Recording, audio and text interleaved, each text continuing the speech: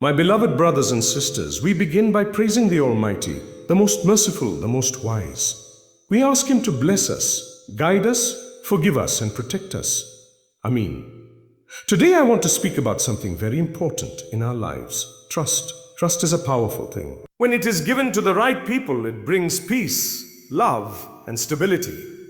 When it is placed in the wrong hands, it brings heartache, betrayal, and sometimes even destruction. The Prophet Muhammad said, "The signs of a hypocrite are three. When he speaks, he lies. When he makes a promise, he breaks it. And when he is entrusted, he betrays the trust." Hadith Sahih Bukhari and Muslim. So today, I want to share with you three types of people you should never fully trust. Be kind to everyone, but be wise about where you place your trust. If someone comes to you and they start speaking badly about another person the moment they sit down, you should be very careful. Today they are backbiting about someone else. Tomorrow they will backbite about you. What does the Quran say? Do not backbite one another. Would any of you like to eat the flesh of his dead brother? You would detest it. Surah Al-Hujurat 49:12. If someone constantly finds joy in exposing others' faults, in mocking people, or in spreading gossip, then know that they carry a dangerous tongue. Trusting such a person is like pouring water into a basket. It will not hold. Even if they act kind in front of you, remember, their character is revealed not by how they treat you, but by how they speak about those who aren't present. Some people make promises like it's nothing. I'll call you tomorrow, or don't worry, I'll be there. And they never show up. They break their word as if it means nothing. But in Islam, a believer is known by their word. In fact, when we say La ilaha illallah, we are making a promise to Allah that we will live our lives in obedience to Him. A person who treats promises like casual sentences cannot be relied upon when times get tough. Today they break a small promise, tomorrow it could be something serious. Be cautious. We all make mistakes, yes, but the issue is not occasional failure. The issue is when someone does it repeatedly without remorse. That's when trust should be withheld. Have you ever met someone who, no matter what wrong they do, they always have an excuse? If they lie, they say, "I had no choice." If they cheat, they say, "It's just business." If they hurt someone, they say, "They deserved it." My brothers and sisters, a heart that is constantly defending sin will slowly become blind to the truth. When a person is never willing to admit fault, never willing to say, "I was wrong," then how can you trust them with your heart? With your secrets? With your loyalty? We are all sinners, but the best of sinners are those who repent, who humble themselves. If someone justifies every wrong they do, they are not trying to improve, they are trying to deceive. Let me be clear. This speech is not to teach you to hate others or to walk around suspicious of everyone. No, that's not the character of a believer. We are taught to have Hasan al-Diyan, good thoughts, and to give people a chance. But Islam also teaches us to be wise, to recognize patterns, to protect ourselves and our families. The Prophet tied his camel and then put his trust in Allah. That means you take precautions and then you trust. You don't leave your door open and then complain when someone robs you. That's not tawakkul. That's negligence. So trust wisely. Be kind. Be fair. But don't be naive. May Allah protect us from the betrayal of those who smile in front of us but stab us behind our backs. May He make us trustworthy, sincere, and loyal. And may He guide us to choose good companions who remind us of Him and bring peace to our hearts. Ameen. Trust is one of the most valuable and fragile qualities in any relationship. In Islam, trust is not just a social virtue. It is a divine responsibility. Allah mentions in the Quran that He offered the trust to the heavens and the earth, and they refused it, but man accepted it. This highlights the seriousness of trust and how it is not something to be taken lightly. When someone places their trust in you, they are handing you a part of their vulnerability, a part of their heart, their secrets, or their safety. To betray that is not just to wrong the person, but to violate a moral duty given by Allah. Trust forms the foundation of families, friendships, communities, and even our relationship with Allah. When we say La ilaha illallah, we are declaring a trust between ourselves and our Creator. We are saying, I live for you, I obey you, and I will not place my loyalty above yours. That in itself is the greatest trust we carry. But how often do we reflect on whether we are being trustworthy in our daily dealings with others? There are people who smile in front of you, but the moment you turn your back, they expose your flaws. There are those who will assure you of confidentiality, only to reveal your secrets when it suits them. There are business partners who sign contracts and then find loopholes to cheat you. There are friends who take your kindness for weakness. Every one of these actions is a betrayal of trust. And the Prophet Muhammad made it clear that betrayal is one of the signs of hypocrisy. A trustworthy person is not perfect, but they are honest. They fear breaking someone's trust because they know that trust is a form of amana, a trust placed in us by Allah Himself. It's not only about keeping secrets or being honest with money. It's about being sincere in your words, dependable in your actions, and consistent in your character. When people know they can rely on you when your words match your actions, and when you uphold what is right, even when it is difficult, then you have honored the trust that Allah expects from His servants. Backbiting is one of the most destructive habits a person can develop, yet it is often treated casually in conversations. In Islam, backbiting is not a small matter, it is a major sin. Allah describes it in the Quran with a powerful and disturbing image. He says that backbiting is like eating the flesh of your dead brother. The language is not symbolic without reason. It is meant to shock the believer, to make them realize how severe and ugly this act truly is. Despite this, many people engage in it freely, often without even realizing they are committing a sin. Backbiting occurs when someone speaks about another person in a way they would dislike if they were present. It does not matter if what is being said is true. If it would hurt or embarrass the person, it is still backbiting. If it is false, then it becomes slander, which is even worse. Yet in many gatherings, especially where gossip is common, backbiting becomes a form of entertainment. People speak about others' faults, mock their choices, discuss their private affairs, and even joke about their struggles, forgetting that every word is being recorded by the angels. The danger of trusting someone who engages in backbiting is that their tongue is not under control.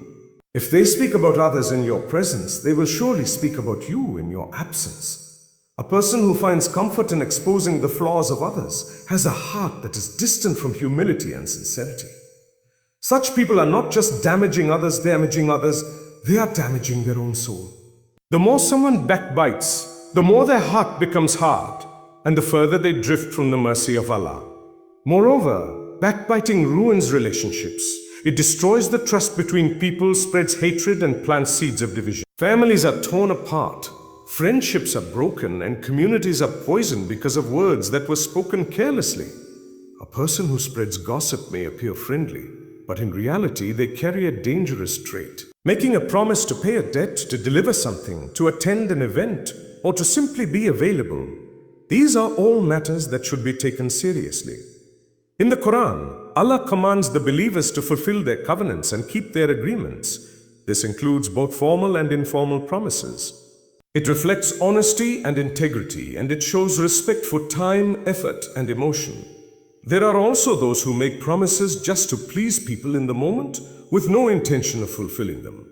This is deception, and it is rooted in the desire to be liked rather than to be honest. Such individuals often speak beautifully, but fail to act accordingly. Their words become a mask rather than a mirror. Over time, their reputation suffers and their relationships become shallow. Even in matters of faith, some people make promises to Allah in moments of desperation. If I'm saved from this, I will change, only to forget those promises as soon as ease returns. This cycle of promise and neglect reflects a deeper problem of weak commitment and lack of fear of accountability. Betrayal is one of the most painful experiences a person can go through. It doesn't come from strangers. It comes from those who were once trusted, loved, or relied upon. In Islam, betrayal is not just a social offense, it is a serious sin. The Prophet Muhammad said, "Render back the trust to the one who entrusted you, and do not betray you." This teaches us that our character should not be shaped by the behavior of others. Even if someone wrongs us, we are not allowed to become unjust in return. A believer holds themselves to a higher standard. Betrayal comes in many forms. It can be the leaking of a secret that was shared in confidence. It can be dishonesty in a partnership where trust was expected. It can be the failure to stand by someone in their time of need after promises were made. Sometimes betrayal is not through action, but through silence, when someone watches wrong being done to someone they claim to care for, and they say or do nothing. These moments leave deep wounds because they violate the bond of trust that was built slowly over time. One of the most dangerous things about betrayal is that it is often done by those who appear sincere. The face may smile, the words may be soft, but the heart carries deception. This is why it is so damaging. It doesn't just hurt emotionally, it creates doubt. A person who has been betrayed begins to question their judgment, their ability to trust again, and sometimes even their own worth. This emotional damage is why Islam places such importance on being trustworthy and truthful. A person who betrays others often justifies their actions. They may say it was necessary, or they may downplay the impact. But Allah knows what is hidden in the hearts. He knows when trust has been broken for personal gain out of envy or due to cowardice. In this world, someone may escape blame, but no betrayal is hidden from Allah. The believer must be cautious of such people. Those who show loyalty on the surface, but prove to be disloyal when it matters most. Surrounding yourself with people who have a fear of Allah and a commitment to truth is one of the best ways to protect your heart from the pain of betrayal. Character is the true measure of a person. It is not revealed in times of ease or in moments when everyone is watching. True character shows itself in private moments, in the way a person treats those who can offer them nothing, and in how they behave when no one else is around. In Islam, character is not something superficial. It is part of faith itself. The Prophet Muhammad said, "The best among you are those who have the best character." This shows us that even acts of worship are not complete without good character, and that a believer must work on both their inner and outer self.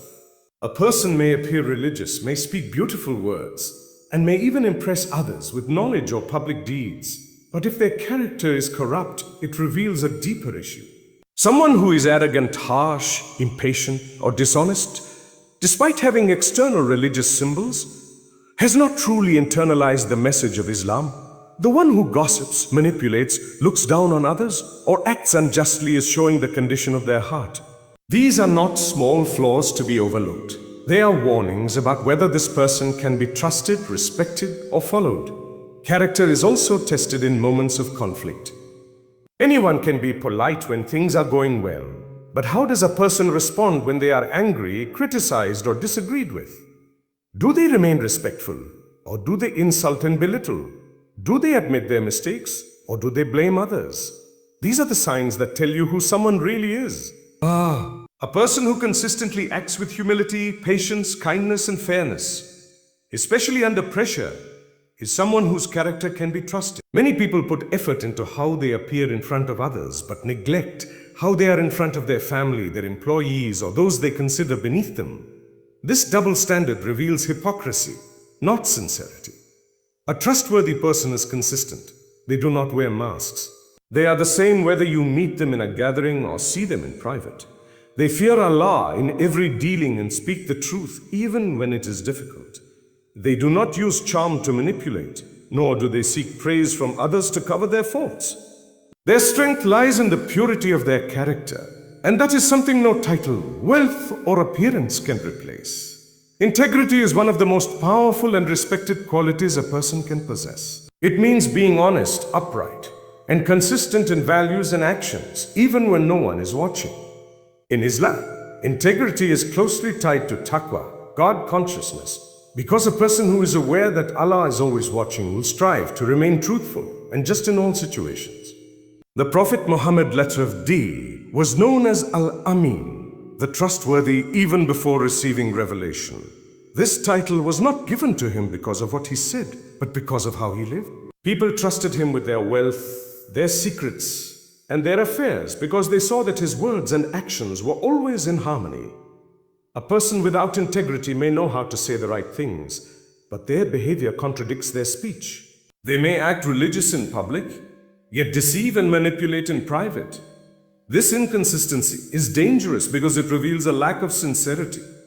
Integrity is not about perfection. It is about honesty, accountability, and a willingness to admit wrong when it happens. A person with integrity does not need to be reminded of their responsibilities. They hold themselves to a standard because they fear falling short in the sight of Allah, not just in the eyes of people. In daily life, integrity is reflected in small but important ways.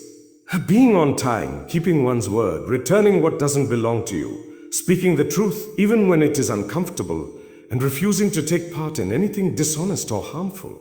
It means doing the right thing even when there is no immediate reward or recognition. Such people are rare, and when you find them, they bring peace, reliability, and strength into your life. But when you deal with someone who lacks integrity, you are always uncertain. You never know if they mean what they say, if they are telling the truth, or if they will change their stance when it no longer benefits them. A person with true integrity doesn't switch their principles for popularity, money, or convenience. They are stable, firm, and grounded. They don't play both sides or act differently in front of different people. Their values guide them, not their desires. And because of this, their presence brings security and trust. They may not be loud, but their actions speak clearly. They may not be perfect, but their sincerity is evident in how they carry themselves through life. Accountability is a quality that separates those who grow from their mistakes and those who remain trapped in them. In Islam, accountability begins with the understanding that every soul will be answerable to Allah for what it has done. This awareness alone should inspire a person to regularly assess their words, actions, and intentions. The Prophet Muhammad said, "The intelligent person is the one who holds himself accountable and works for what comes after death." This self-accountability is not just about avoiding punishment, but about purifying the soul, improving character, and becoming someone others can rely on. When a person refuses to take responsibility for their actions, it becomes extremely difficult to trust them. They may constantly blame others, deny obvious faults, or create excuses for their failures. Instead of admitting a mistake and trying to correct it, they shift the attention elsewhere, often causing harm in the process. This type of behavior creates frustration and confusion in relationships because it makes honest communication impossible. When someone is never wrong in their own eyes, there is no room for growth, no space for resolution, and no foundation for mutual respect. True accountability means being honest with oneself before expecting honesty from others. It means acknowledging that you may have caused hurt, overlooked an obligation, or acted unjustly, and then taking steps to make things right. It's not always easy. The ego resists being corrected. But the believer knows that standing humbly before Allah on the day of judgment is far more important than preserving the pride of the moment. That's why those who hold themselves accountable in this life will find ease in the next. In leadership, accountability is even more crucial. A leader who cannot admit mistakes or accept criticism becomes a danger to those under their care. They make decisions based on personal comfort rather than collective benefit. But even in simple day-to-day roles, as a parent, a friend, a spouse, or a colleague, the absence of accountability can damage trust deeply. When a person apologizes with sincerity, corrects what they can, and learns from what they cannot fix, they demonstrate maturity and sincerity. People who fear accountability often hide behind charm or authority, thinking they can avoid consequences. But accountability is not just about what the world sees. It's about what is recorded, what is remembered, and what will be brought forth when nothing else remains. Gossip is one of the most destructive habits that can exist within any community, family, or relationship. It involves speaking about others behind their backs in a way that brings them harm, whether emotionally, socially, or even spiritually. In Islam, gossip is not just frowned upon, it is condemned in strong terms. Allah likens it in the Quran to eating the flesh of one's dead brother, an image that speaks to how vile and repulsive the act truly is. Despite this, gossip is often disguised as casual conversation, harmless chatter, or concern for others, but its impact is always negative. When a person constantly engages in gossip, it reveals something about their heart. It shows an addiction to speaking about others rather than improving oneself. It reflects a need to feel superior, to entertain through the faults of others, or to seek validation through tearing someone else down. These behaviors are rooted in insecurity and arrogance, two traits that are deeply discouraged in Islam. The Prophet Muhammad warned that a person who spreads tales to cause division will not enter paradise. This shows how serious the consequences of gossip can be, both in this world and the next. Gossip doesn't only harm the one being spoken about, it also harms the one listening and the one speaking. It creates a culture of mistrust, where people begin to fear each other's tongues rather than feel safe in each other's presence. It weakens bonds, spreads false assumptions, and often leads to conflict. People who gossip may appear friendly or sociable, but they cannot be trusted. If they speak freely about others with you, they will speak about you with others. Their words are unstable, and so is their loyalty. Sometimes gossip is disguised as concern. Someone might say, "I'm just worried about her," or "Did you hear what happened to him?" But the intention is not to help. It's to share information for the sake of attention or entertainment. Even if what is being said is true, it is still gossip if the person would be hurt by it. A believer guards their tongue and avoids gatherings where gossip is common, because they know that words are not light, they are recorded. The one who truly fears Allah thinks before speaking and refuses to let the faults of others become a source of amusement or judgment. Caution is a necessary trait for anyone who wishes to live wisely and protect themselves from harm. In Islam, caution does not mean suspicion without reason or cutting people off without cause. Rather, it means being aware, alert, and mindful of who you allow into your inner circle and what influence they may have over your life. The Prophet Muhammad exercised caution even with companions, assigning responsibilities according to trustworthiness and observing people's behavior before placing full confidence in them. This shows us that being cautious is not a sign of weakness or distrust in Allah. It is a sign of wisdom and foresight. A cautious person does not rush into close relationships. They take time to observe, to understand, and to assess whether someone is sincere or merely putting on a show. They recognize that not every smiling face is a trustworthy one, and not every sweet word is spoken with pure intentions. People reveal their true nature over time, especially in how they treat others when they think no one is paying attention. The cautious individual watches for consistency, for truthfulness, for signs of integrity. They know that once trust is given, it becomes a responsibility, and if placed in the wrong hands, it can lead to pain and regret. Caution also protects a person from manipulation.